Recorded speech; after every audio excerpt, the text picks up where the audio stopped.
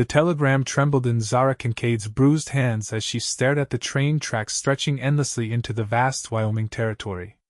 It was 1878, and she had traveled over 1,000 miles from Boston to marry a man she had never met. Now, with the setting sun painting the harsh landscape in gold and crimson, she wondered if she had made the greatest mistake of her life. 3 weeks earlier, Zara had been a seamstress with dwindling prospects in Boston. At 23, society had already begun to view her as a spinster, and her meager earnings barely covered the rent for the tiny room she shared with 2 other women. The advertisement in the newspaper had seemed like Providence. Respected rancher seeks bride of good character. Passage paid. Reply to Thomas Miller, Sweetwater, Wyoming Territory. Her arrival in Sweetwater had been nothing like she imagined. Thomas Miller was not the dignified rancher his letters had portrayed. He was a hard-faced man of 45 with cold eyes and hands that moved too quickly to anger. The small wedding ceremony at the local church had been brief and loveless, and her new home was a dreary, isolated cabin 5 miles from town. "You'll learn to mind," Thomas had said on their first night together, his voice flat as the prairie. "I didn't pay good money for passage and dowry to have a woman with ideas of her own." The first time he struck her was when she suggested rearranging the furniture. The second time was when she took too long at the general store in town, speaking with the shopkeeper's wife. The third time, the time that drove her to flee with nothing but the clothes on her back, was when she refused to stop reading her beloved books in the evening. "No wife of mine will fill her head with nonsense when there's mending to be done," he had growled, tearing pages from her cherished copy of Emerson's essays. When she stood her ground, his rage had exploded like a powder keg. The bruises on her cheek and ribs were still fresh as she stood at the train platform, wondering where to go with the meager coins she had managed to hide away. "Miss? Are you waiting for someone?" Zara startled at the deep voice behind her. She turned to find a tall man with sun-weathered skin and kind eyes the color of a summer sky. He wore the practical clothes of a working cowboy: denims, a faded blue shirt, and boots with well-worn spurs. His dark blonde hair curled from beneath his hat, and concern etched his features as he noticed her bruised face. I'm not waiting for anyone," she said, instinctively raising a hand to cover her bruised cheek. The stranger's eyes darkened. "Someone did that to you." It wasn't a question. Zara looked away, ashamed. "My name's Ethan Prescott," he said, keeping a respectful distance. "I run the Triple P Ranch about 20 miles west of town. If you need a safe place, I can help." "Why would you help a stranger?" Zara asked, suspicion lacing her voice. "Because my mother taught me better than to walk past someone in trouble," he answered simply. "And whoever did that to you deserves a meeting with the business end of my rifle." Before Zara could respond, she heard a commotion at the far end of the platform. Thomas Miller was pushing his way through the small crowd, his face contorted with rage. "There you are, you ungrateful wretch!" he bellowed. "I paid good money for you, and you'll come home and do as you're told." Ethan stepped slightly in front of Zara, his posture relaxed but his eyes hard as flint. "Seems to me the lady doesn't want to go with you, Miller." Thomas's eyes narrowed as he recognized Ethan. "This is between me and my wife, Prescott. Step aside." "Wife?" Ethan asked, glancing at Zara. "For exactly 3 days," she said, her voice barely above a whisper. "I answered his advertisement as a mail-order bride." Thomas lunged forward, grabbing Zara's wrist with bruising force. "You'll obey me, woman, or I'll—" He never finished his threat. Ethan's fist connected with Thomas's jaw with a sickening crack, sending the older man sprawling onto the wooden platform. "She'll obey no one but her own heart," Ethan said, his voice dangerously quiet. "And if you touch her again, they'll be finding pieces of you from here to the Montana Territory." Thomas clambered to his feet, his hand going to his belt where Zara knew he kept a small pistol. But the station master and several onlookers had gathered, and even Thomas wasn't fool enough to draw a weapon in front of so many witnesses. "She's my legal wife," Thomas spat. The law's on my side. Actually, said a voice from the crowd, it may not be. Sheriff Daniel Cooper stepped forward, his star glinting in the fading light. Mrs. Kincaid sent a telegram to my office this morning, alleging abuse and seeking annulment grounds. Given what I'm seeing right now, I'm inclined to investigate her claims thoroughly. Thomas's face purpled with rage. This is outrageous. A man has rights. Not to beat women, he doesn't, the sheriff replied calmly. Not in my jurisdiction. Thomas glared at Zara with such hatred that she instinctively stepped closer to Ethan. This isn't over, he snarled before storming away. When Thomas was out of sight, Zara's legs gave way beneath her. Ethan caught her gently by the elbow.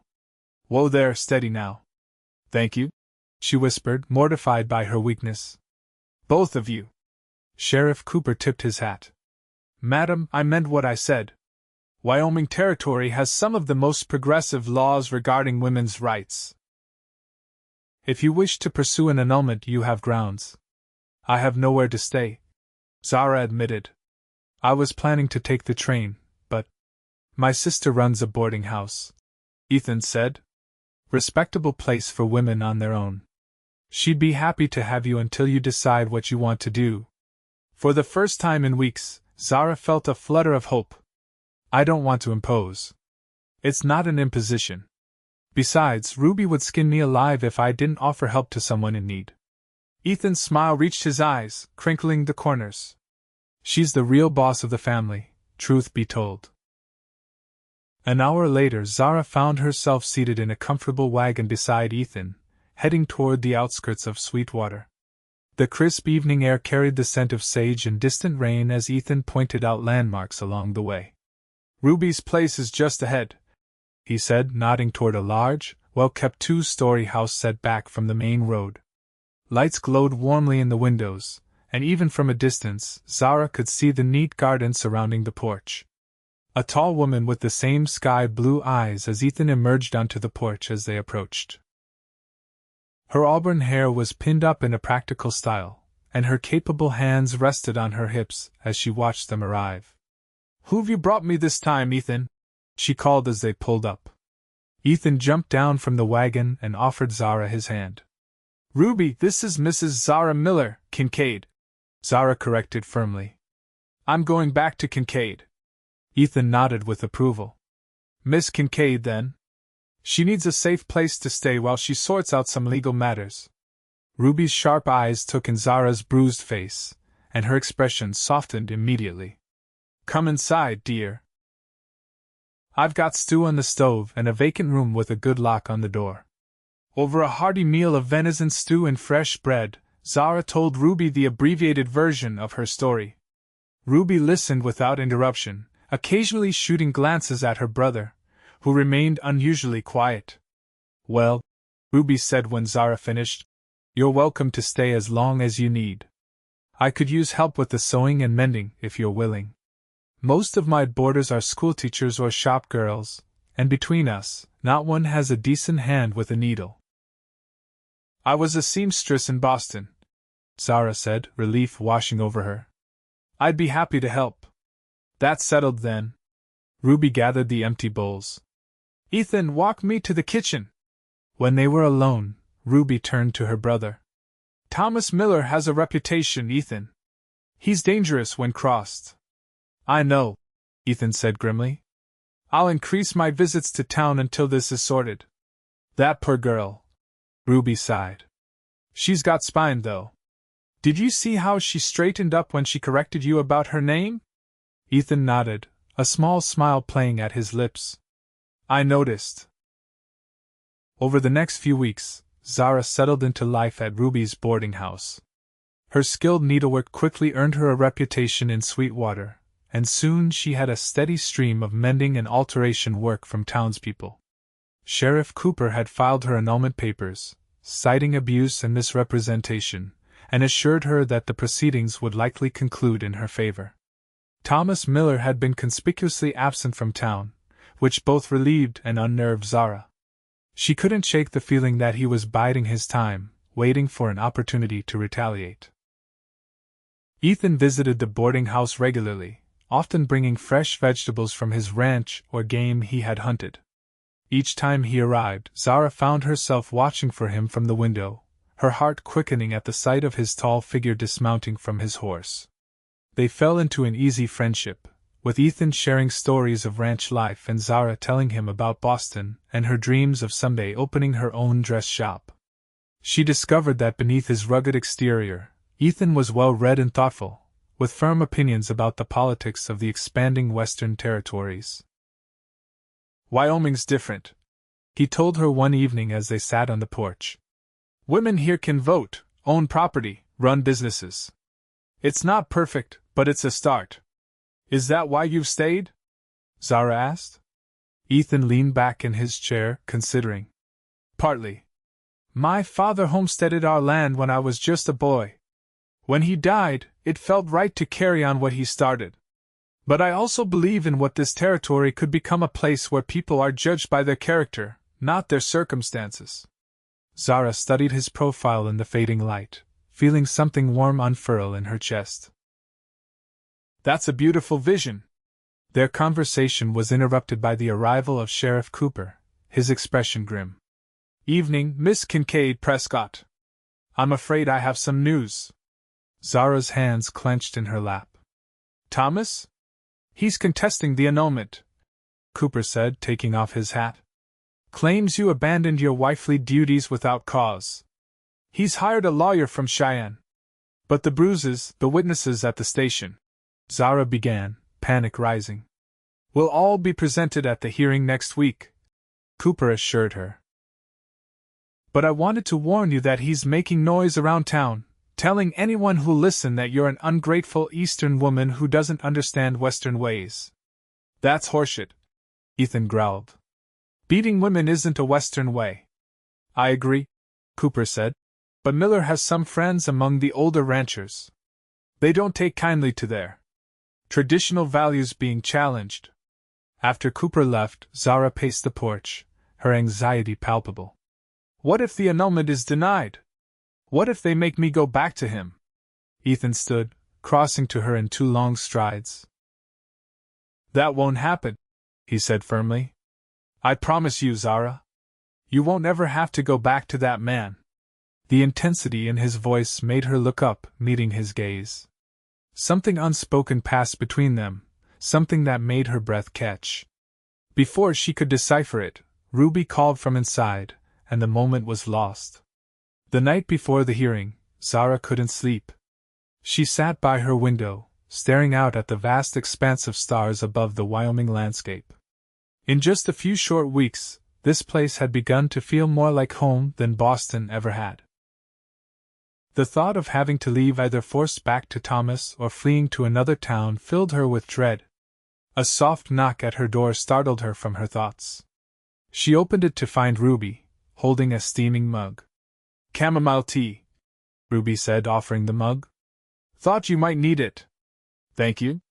Zara accepted the tea gratefully. "I'm sorry if I disturbed you." Ruby waved away her apology. "I was up anyway. Mind if I sit for a spell?" They settled by the window, watching the moonlight silvering the distant mountains. "Ethan came by earlier, after you'd retired," Ruby said casually. "He was worried about tomorrow." "He's been very kind," Zara murmured. Ruby's shrewd eyes studied her face. "My brother doesn't do kind for just anyone, you know. Not like this." Zara felt her cheeks warm. "We're friends." "Mem." Ruby's knowing smile made Zara blush deeper. "Well, as his sister, I should probably warn you. Ethan's not a man who gives his heart easily, but when he does, it's completely. He was engaged once years ago. She died of fever before they could marry. He's never looked at another woman the way he looks at you." Zara's heart stuttered. "Ruby, you don't need to say anything," Ruby interrupted gently. "Just know that whatever happens tomorrow, you're not alone. Not anymore." The Sweetwater courthouse was packed the next morning. It seemed the entire town had turned out for the hearing, with opinion clearly divided. Older ranchers and their wives sat stoically on Thomas's side, while the younger townsfolk, including several of Ruby's boarders and the shopkeepers who had come to know Zara, filled the benches behind her.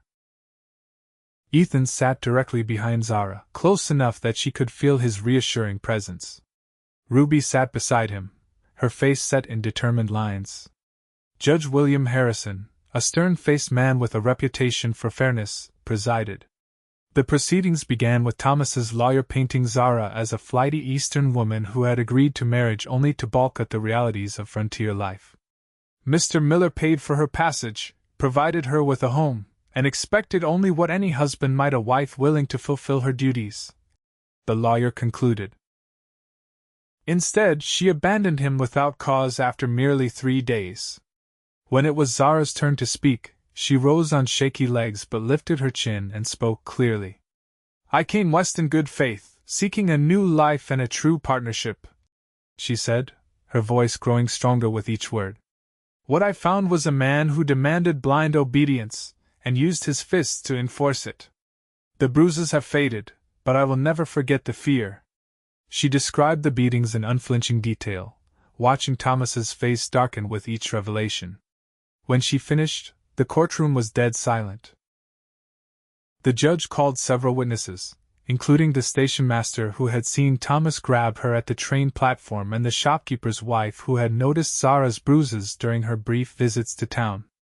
Finally, Sheriff Cooper testified about the incident at the station and his own observations of Thomas's violent temper.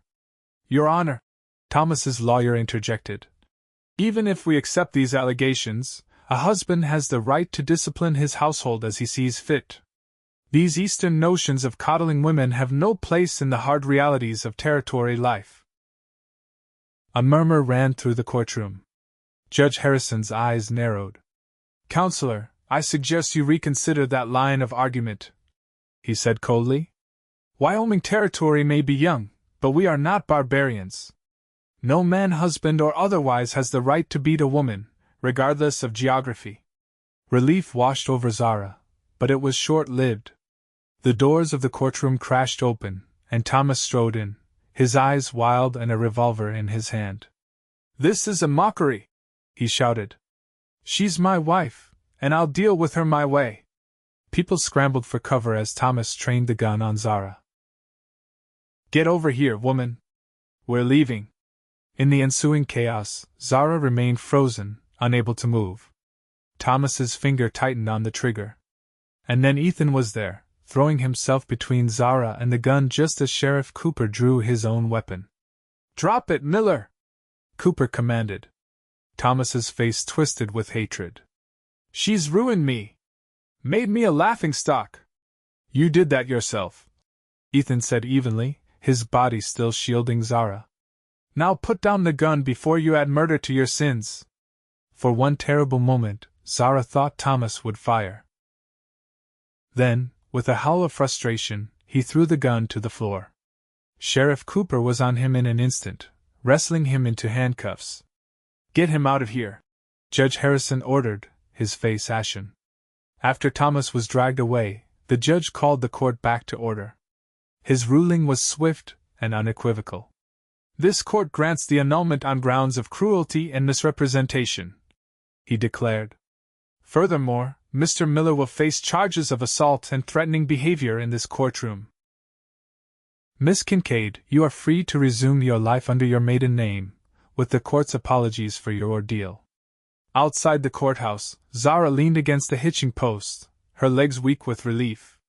Ethan stood beside her, his face still tense. "You could have been killed," she whispered. "Why did you do that?" Ethan turned to face her, his blue eyes serious. "Because I couldn't bear the thought of you being hurt again." "Ethan, let me speak, please," he said, taking her hands in his. "I know it's too soon. You've been through a nightmare, and the last thing you need is another man making demands. But I want you to know that I'm here not as someone who wants to control you, but as someone who admires your courage and strength." Zara felt tears welling in her eyes. "I don't know what to say." "You don't have to say anything," Ethan assured her. "Just know that whenever you're ready, if you're ever ready, I'll be waiting." He pressed a gentle kiss to her forehead and stepped back, giving her the space she needed. The seasons turned in Sweetwater. Summer heat gave way to the crisp colors of autumn, and autumn surrendered to winter's crystalline beauty. Zara's sewing business flourished, and by spring, she had saved enough to rent a small storefront on Main Street. Thomas Miller was sentenced to a year in the territorial prison for his courtroom outburst, effectively removing the shadow of fear that had lingered over Zara's new life. With each passing day, her confidence grew, along with her attachment to the wild, beautiful landscape of Wyoming. And through it all, Ethan remained a steadfast presence. He never pushed, never presumed, but was always there when she needed a strong arm or a sympathetic ear. Their friendship deepened, built on mutual respect and shared laughter. On a warm evening in late spring, nearly a year after her arrival in Sweetwater, Zara closed her shop and found Ethan waiting outside with his wagon. "I have something to show you," he said, a mysterious smile playing at his lips. He drove them out of town, following the winding creek until they reached a peaceful clearing overlooking the valley. A simple picnic was laid out on a blanket, with wildflowers scattered around the edges. "It's beautiful," Zara breathed, taking in the spectacular view of mountains painted gold by the setting sun. "This is my favorite spot on the ranch," Ethan said, helping her down from the wagon. "I come here to think." They shared a meal of cold chicken, fresh bread, and apple pie, talking easily about Zara's shop and Ethan's plans for the ranch. As twilight descended, Ethan grew quiet. "What are you thinking about?" Zara asked, noticing his introspective expression. "The day we met," he admitted. "How fate or providence, or whatever you want to call it, brought us together at that train station."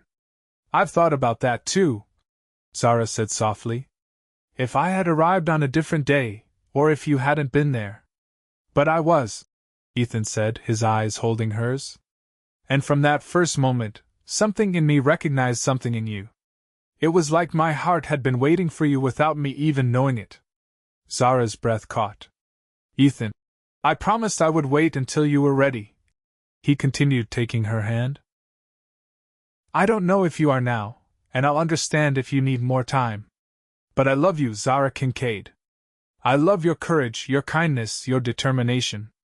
I love the way you hum when you're concentrating on your sewing, and how you always save crusts of bread for the birds outside your shop." Tears spilled down Zara's cheeks. "I never thought I could trust a man again," she whispered. "But you've shown me what real respect looks like. What love should be. Is that are you saying?" Hope blazed in Ethan's eyes. "I'm saying I love you too," Zara said, her heart soaring with the truth of it.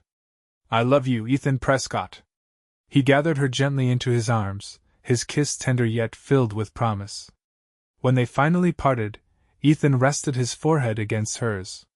"Marry me," he breathed. "Not as a mail-order bride or out of necessity, but because we choose each other, freely and completely." "Yes," Zara answered without hesitation. "1,000 times yes." They were married that summer in Ruby's garden, surrounded by friends who had become family. Zara wore a gown of her own design, with wildflowers in her hair.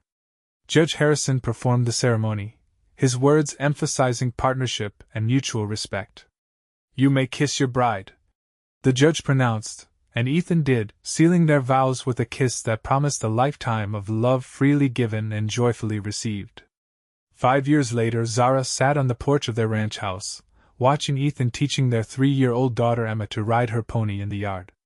Their 1-year-old son James slept peacefully in her arms, his tiny hand curled around her finger. Her dress shop in town had become a thriving business, with 2 apprentices learning the trade under her guidance. Ethan's ranch had prospered as well, allowing them to build the comfortable home where they now raised their family. "Mama, look!" Emma called, beaming with pride as she sat tall in the saddle. "I'm riding all by myself." "I see you, sweetheart," Zara called back, her heart full to bursting. Ethan guided the gentle pony around the yard one more time before helping Emma dismount. They walked hand in hand to the porch, Emma chattering excitedly about her riding adventure. "She's a natural," Ethan said proudly, dropping a kiss on Zara's head before taking a seat beside her. Just like her mama. I hardly think sewing and horseback riding are similar skills. Zara laughed. I meant her courage, Ethan clarified, his eyes warm with love. The way she faces the world head-on, just like you. As the sun set over the Wyoming mountains, painting the sky in breathtaking hues of purple and gold, Zara leaned against her husband's shoulder, their children safe in their arms. From the ashes of despair, she had built a life of love and purpose not through obedience to another's will, but by following the true compass of her own heart.